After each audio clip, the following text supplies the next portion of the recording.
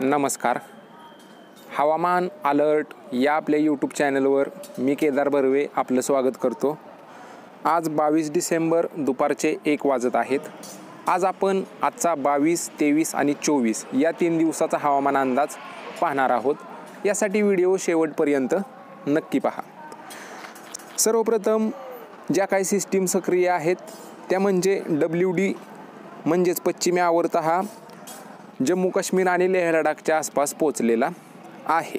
याच्यामुळे आज, उद्या आणि परवा या 3 दिवसात जम्मू काश्मीर, हिमाचल प्रदेश आणि उत्तराखंड या भागात हिमवृष्टी होण्याचा अंदाज आहे. तसेच दक्षिणेकडील राज्यात म्हणजेच पंजाब, दिल्ली, हरियाणा, उत्तर प्रदेश, राजस्थानचे पश्चिम भाग या भागात आज आणि उद्या थोड्याफार पावसाचा अंदाज आहे.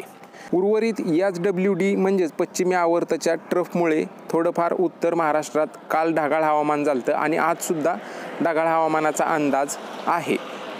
धुळे, नंदुरबार, जळगाव, नाशिक, मुंबई, पालघर, ठाणे या भागात थोडंफार अंशतः ढगाळ हवामान होईल. उर्वरित दक्षिण महाराष्ट्र, मध्य महाराष्ट्र, विदर्भ या भागात हवामान हे मुख्यत्वे कोरडं आणि थंड राहील.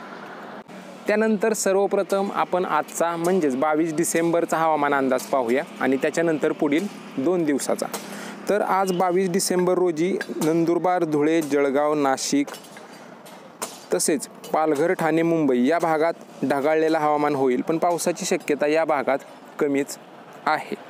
उर्वरित विदर्भ, मराठवाड्यातील उत्तरेकडील जिल्हे, मराठवाडा, दक्षिण पश्चिम मध्य महाराष्ट्र व कोकण विभाग या सर्व भागात हवामान हे मुख्यत्वे कोरडं राहील. विदर्भात थंडीचं प्रमाण हे 13°C ते 14°C दरम्यान राहील. मराठवाडा, दक्षिण महाराष्ट्र, पश्चिम महाराष्ट्र या भागात 14°C ते 15°C दरम्यान तापमान राहील. उत्तर महाराष्ट्रातील तापमान थोडंसं वाढेल कारण या भागात ढगाळ हवामान झालेलं आहे त्याच्यामुळे.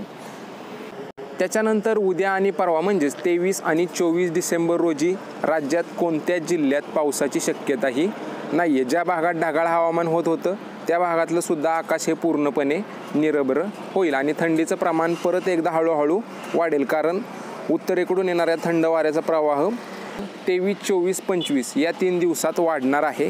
त्याच्यामुळे विदर्भ, मराठवाडा, मध्य महाराष्ट्र, उत्तर महाराष्ट्र, दक्षिण पश्चिम महाराष्ट्र या भागात थंडीचं प्रमाण 24 तारखेपासून वाढणार आहे.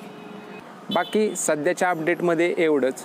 तुमच्या जिल्ह्यातील रोजच्या पावसाच्या व तापमानाच्या अपडेटसाठी आपल्या यूट्यूब चॅनलला नक्की सबस्क्राईब करा आणि हा व्हिडिओ तुमच्या शेतकरी मित्रांना पण नक्की पाठवा जेणेकरून ही अपडेट त्यांच्यापर्यंत पोहोचेल.